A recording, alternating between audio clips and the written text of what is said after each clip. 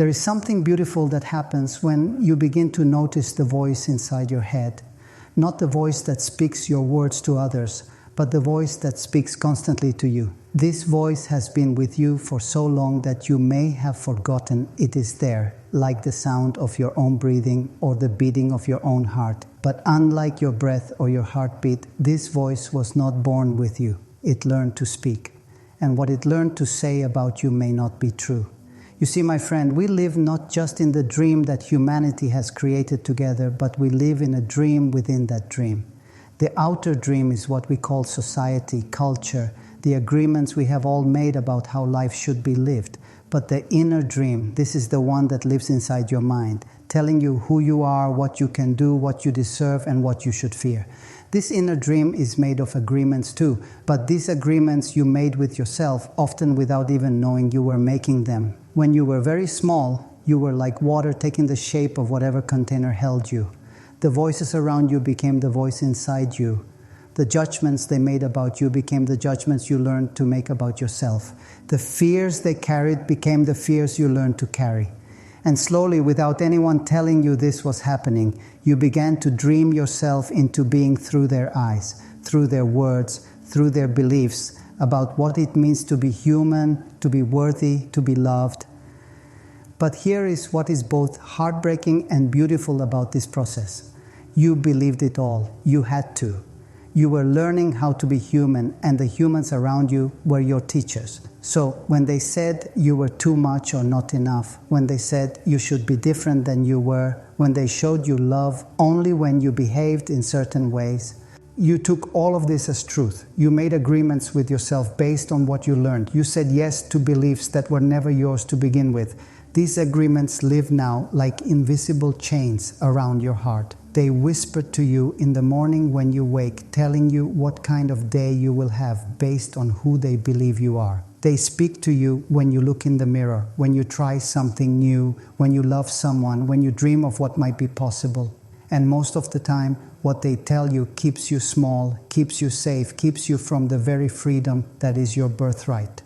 Notice how this voice knows exactly what to say to keep you in line. It knows your deepest fears because it learned them when you were too young to question whether they were true. It knows what words will make you doubt yourself because those were the words spoken to you when your heart was wide open and learning what it meant to be alive in this world.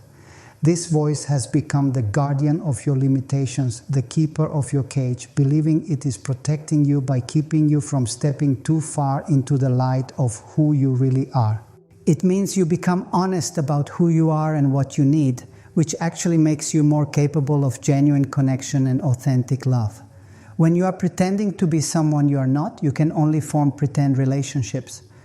When you are being who you really are, you can form real relationships with people who love you for who you actually are rather than for who you think they want you to be. Living authentically also means accepting all parts of yourself, not just the parts you think are good or acceptable. It means embracing your sensitivity if you are sensitive, your intensity if you are intense, your quietness if you are quiet, your passion if you are passionate. It means understanding that there is nothing wrong with you that needs to be fixed, only things about you that need to be loved and accepted and expressed in healthy ways. Your personal freedom does not begin when you have solved all your problems or healed all your wounds or achieved all your goals. Your personal freedom begins now, in this moment, when you choose to see yourself through the eyes of love rather than through the eyes of judgment. It begins when you choose to speak to yourself with kindness rather than with criticism. It begins when you choose to believe in your capacity for growth rather than in your limitations.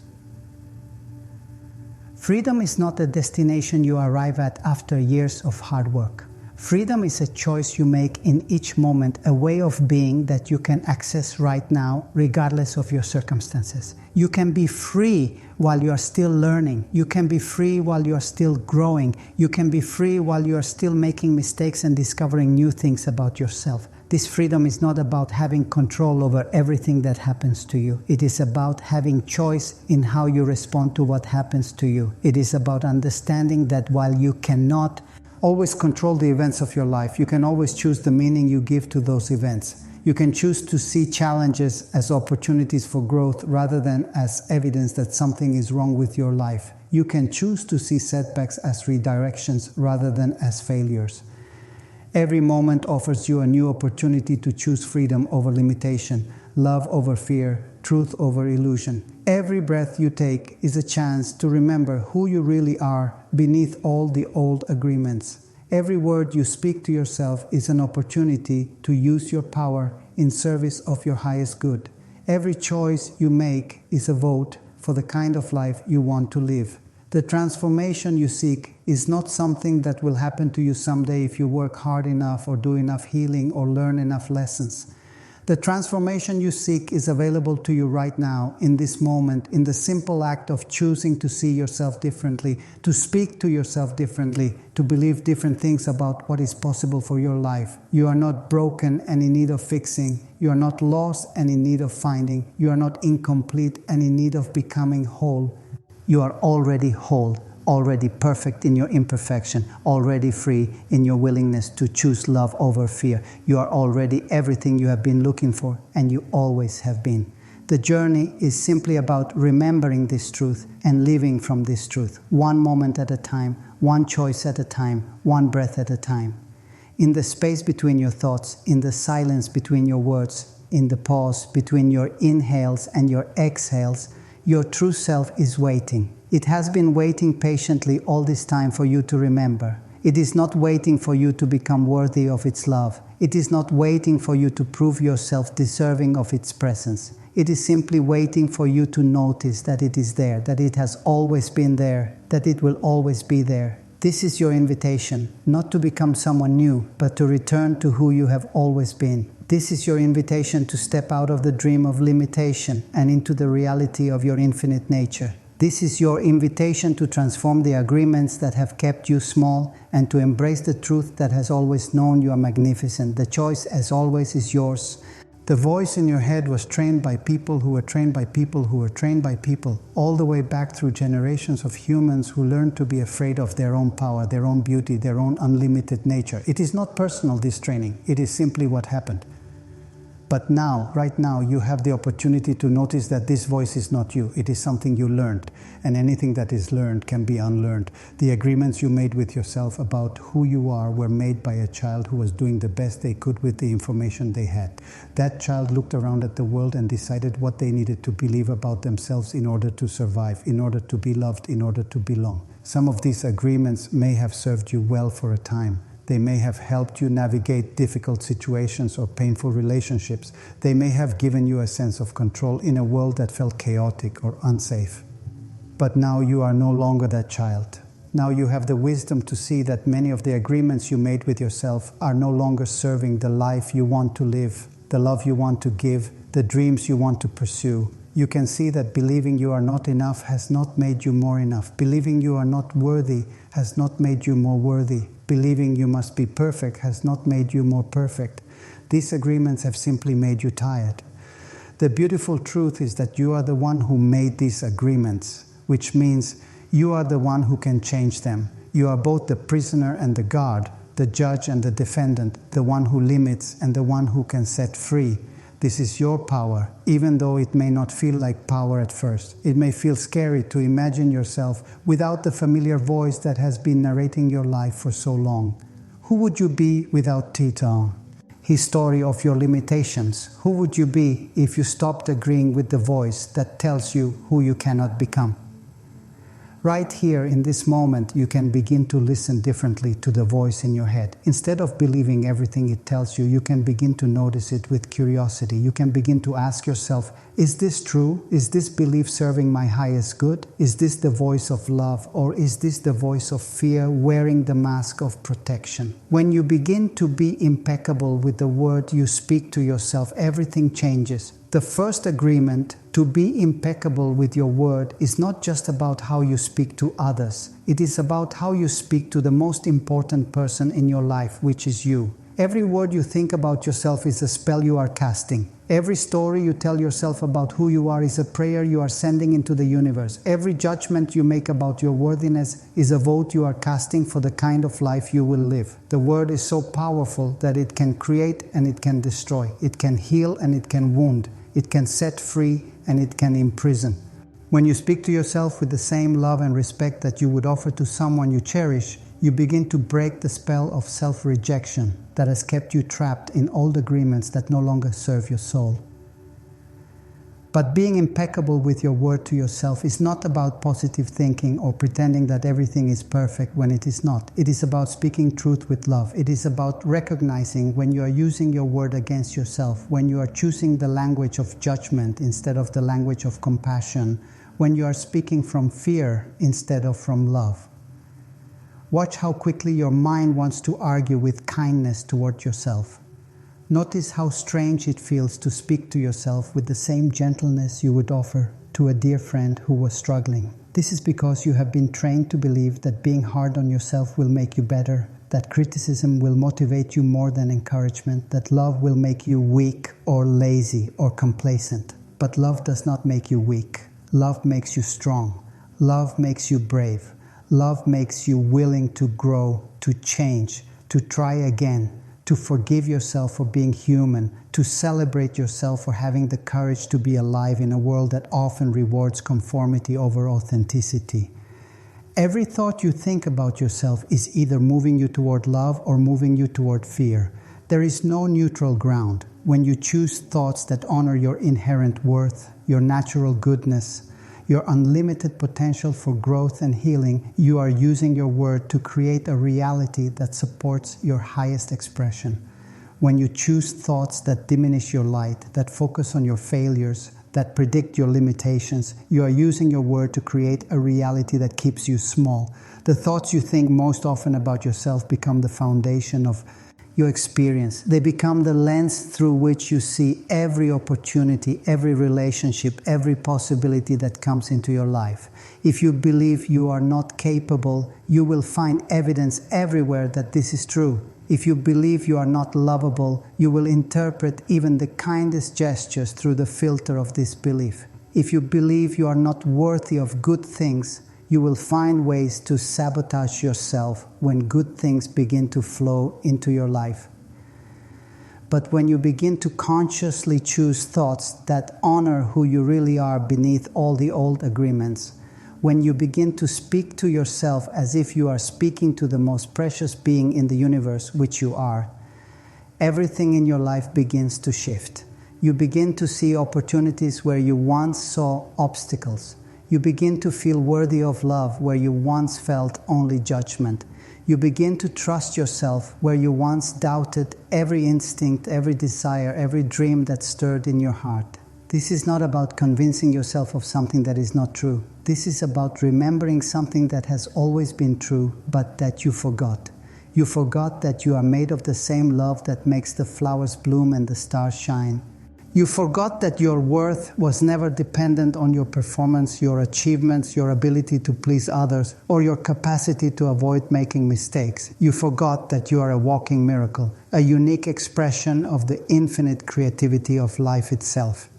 Being impeccable with your word to yourself means remembering this truth and speaking from this truth, even when your old programming wants to argue. It means catching yourself in the act of self-attack and choosing instead the language of self-compassion. It means noticing when you are about to spiral into familiar patterns of self-doubt and choosing instead to speak to yourself with the same kindness you would offer to anyone you love who was facing the same challenge. The voice that has been narrating your limitations is not your enemy. It is simply confused. It learned to speak to you in the only way it knew how, using the words and beliefs that were spoken to it. But now you can teach this voice a new language. You can show it how to speak the words of encouragement instead of discouragement, possibility instead of limitation, love instead of fear.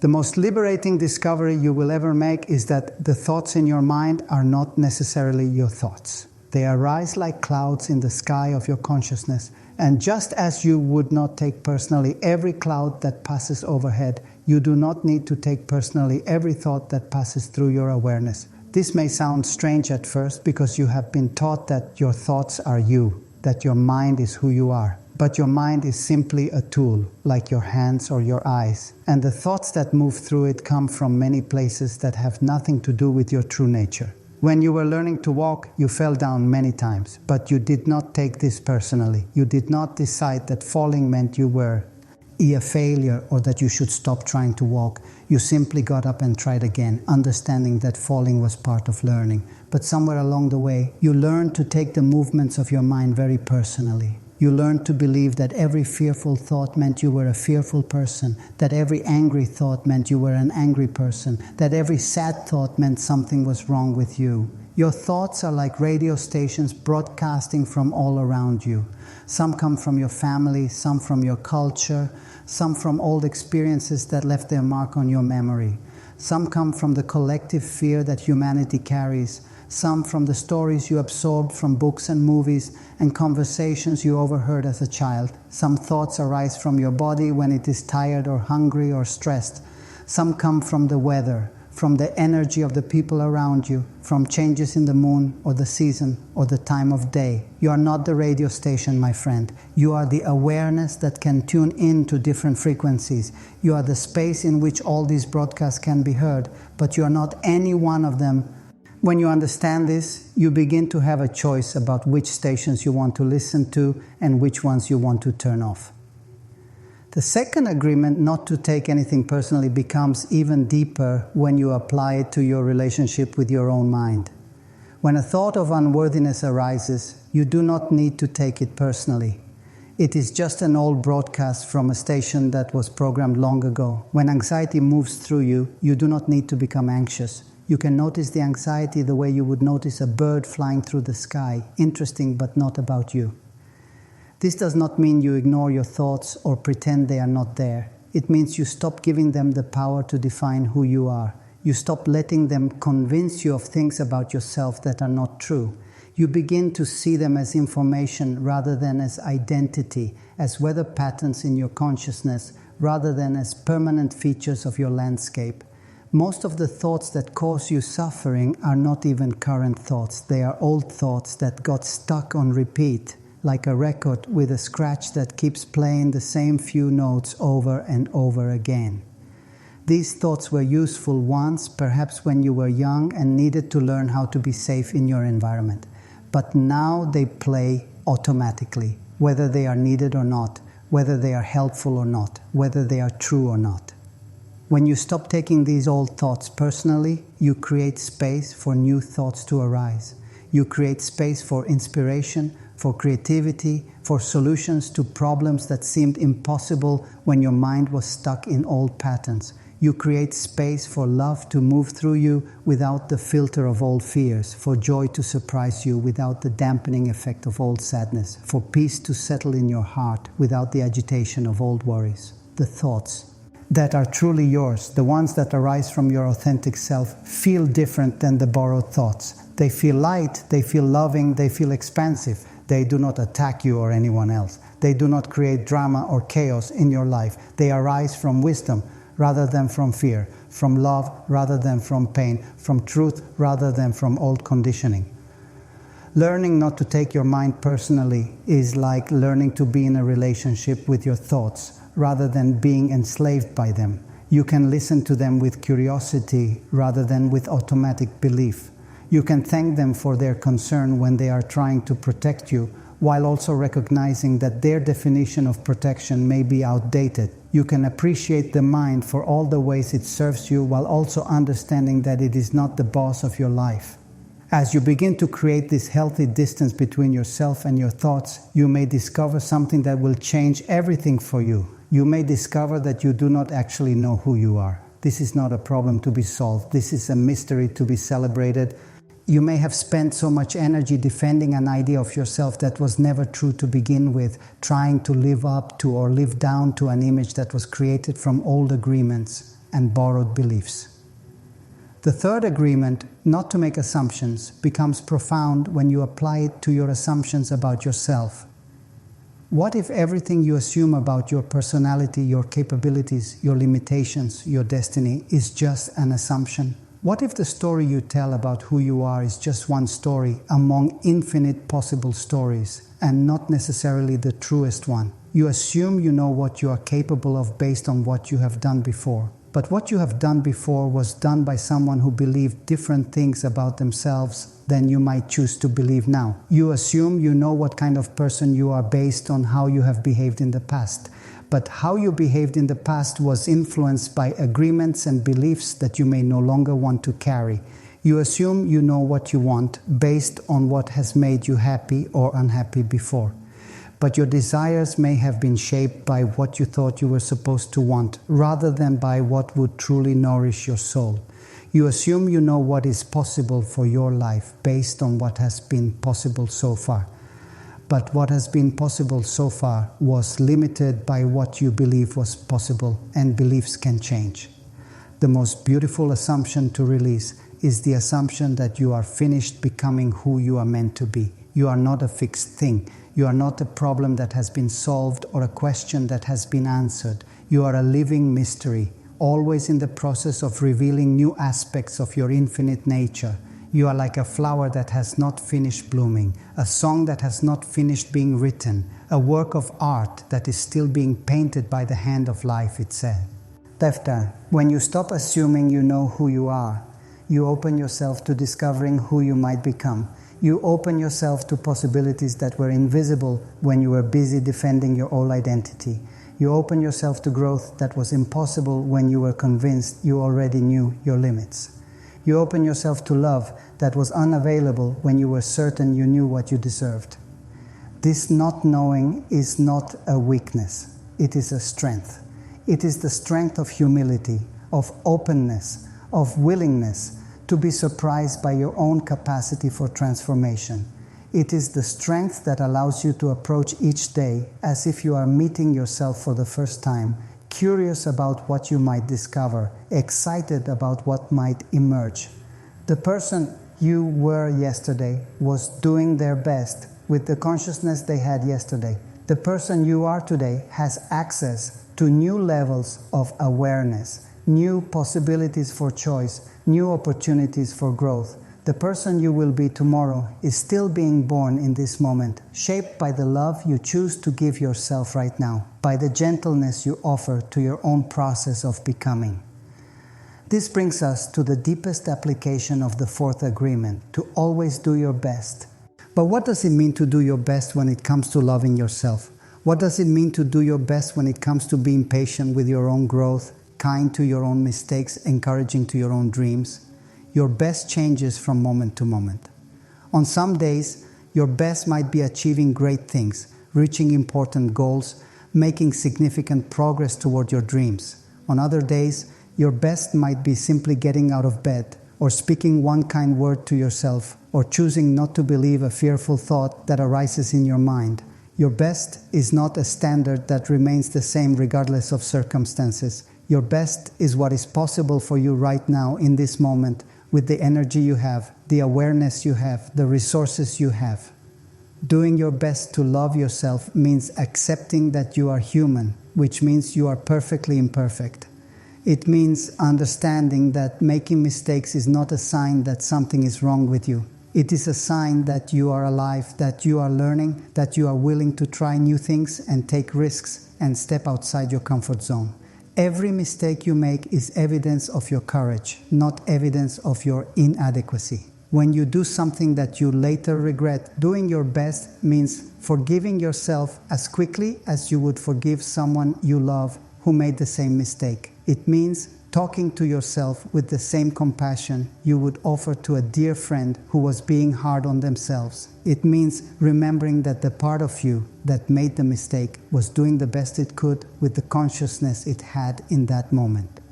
Doing your best to love yourself also means celebrating yourself for all the ways you are growing, all the courage you show in facing your fears, all the kindness you offer even when you are struggling, all the beauty you bring to the world simply by being who you are. It means noticing the progress you make, even when it feels small. It means acknowledging your efforts, even when the results are not what you hoped for. Most importantly, doing your best to love yourself means understanding that your worth is not dependent on your performance. You are not more valuable when you succeed and less valuable when you fail. You are not more lovable when you are happy and less lovable when you are sad. You are not more deserving of good things when you are perfect and less deserving when you make mistakes. Your worth is inherent, constant, unchanging. It was given to you when you were born, and nothing you do or do not do can increase it or diminish it. When you truly understand that the agreements you made with yourself were choices, even if you were not conscious of making them at the time, you step into one of the most powerful realizations a human being can have. You have the power to choose new agreements. Right now, in this very moment, you can decide what you want to believe about yourself, about your capabilities, about your worth, about what is possible for your life. This power has always been yours, but perhaps you forgot you had it. Perhaps you were taught that your beliefs about yourself were facts, that your limitations were permanent, that your past determined your future. But beliefs are not facts. They are simply thoughts you have chosen to think so many times that they feel true. And any thought that has been chosen can be chosen differently. The new agreements you make with yourself will not come from outside of you. They will not be imposed by another person's idea of what you should believe about yourself. They will arise from your own wisdom, your own love, your own deep knowing of who you really are beneath all the old programming. These new agreements will feel different than the old ones because they will be born from truth rather than from fear, from love rather than from pain, from possibility rather than from limitation. When you choose to believe that you are worthy of love, you are not trying to convince yourself of something that is not true. You are remembering something that has always been true but that you forgot. When you choose to believe that you are capable of growth and change, you are not being unrealistic. You are acknowledging the creative power that flows through every living thing, including you. When you choose to believe that you deserve good things in your life, you are not being selfish. You are honoring the gift of life that was given to you. These new agreements might feel strange at first, like wearing clothes that do not quite fit yet. This is natural. You have been wearing the old agreements for so long that they feel familiar, even when they are uncomfortable. The new agreements will need time to settle into your consciousness, time to become as natural as breathing. Be patient with this process. Be gentle with yourself as you learn to think new thoughts, speak new words to yourself, see yourself through new eyes. Some days you will remember your new ager. Immense easily, and you will feel the freedom and joy that come from living in alignment with your truth. Other days you will forget, and the old voice will return, trying to convince you that the new agreements are not real, that you should go back to believing what you have always believed about yourself. This is normal. This is part of the journey. Every time you remember to choose love over fear, truth over illusion, you are strengthening your new agreements and weakening the hold that the old ones have on your life. The old agreements served you once. They helped you navigate a world that sometimes felt unsafe, unpredictable, or unkind. They gave you a sense of control, even if that control came at the cost of your freedom. They protected you from certain kinds of pain, even if they also protected you from certain kinds of joy. These old agreements deserve your gratitude, not your anger. They were doing the best they could with the information they had. When you are ready to release an old agreement, do it with love. Thank it for the ways it tried to keep you safe. Acknowledge the good intentions behind even the most limiting beliefs. The part of you that decided you were not good enough was trying to protect you from the pain of rejection. The part of you that decided you were not capable was trying to protect you from the pain of failure. The part of you that decided you were not lovable was trying to protect you from the pain of disappointment. These protective mechanisms were created by a younger version of yourself who was doing the best they could in difficult circumstances. That younger self deserves your compassion, not your criticism. When you approach your old agreements with gratitude rather than with violence, when you release them with love rather than with force, the process of transformation becomes healing rather than traumatic. Letting go does not mean pretending that your past did not happen or that the pain you experienced was not real. It means choosing not to let that past continue to determine your future. It means recognizing that while you cannot change what happened to you, you can change what you choose to believe about yourself because of what happened. You can choose to see your challenges as evidence of your strength rather than as evidence of your weakness. You can choose to see your struggles as proof of your courage rather than as proof of your inadequacy. The process of releasing old agreements is like cleaning out a closet that has accumulated many things over many years. Some of what you find will be treasures you want to keep. Some will be things that once served a purpose but are no longer needed. Some will be things you cannot even remember acquiring. Be patient with this process. Do not try to clean out everything at once. Work gently with love, one agreement at a time. As you release what no longer serves you and choose new agreements that honor your truth, you begin to live from a different place inside yourself. You begin to live from authenticity rather than from performance, from love rather than from fear, from trust rather than from doubt. This is not about becoming perfect or never having another challenging day. This is about becoming real, becoming honest, becoming free to be who you actually are rather than who you think you should be. Living from your authentic truth means making choices based on what feels right for you rather than on what you think others expect from you. It means speaking words that reflect your real thoughts and feelings rather than words you think will make you more acceptable. It means pursuing dreams that inspire your soul rather than goals you think will impress other people. It means loving people because you genuinely care about them rather than because you think loving them will make you more lovable. When you live authentically, you stop trying to be the right kind of person and you start being the person you are. You stop trying to have the right kind of life and you start living the life that is yours to live. You stop waiting for permission to be yourself and you start giving yourself that permission. You stop looking outside yourself for validation and you start finding that validation in the integrity of your own choices. This does not mean you become selfish or inconsiderate of others.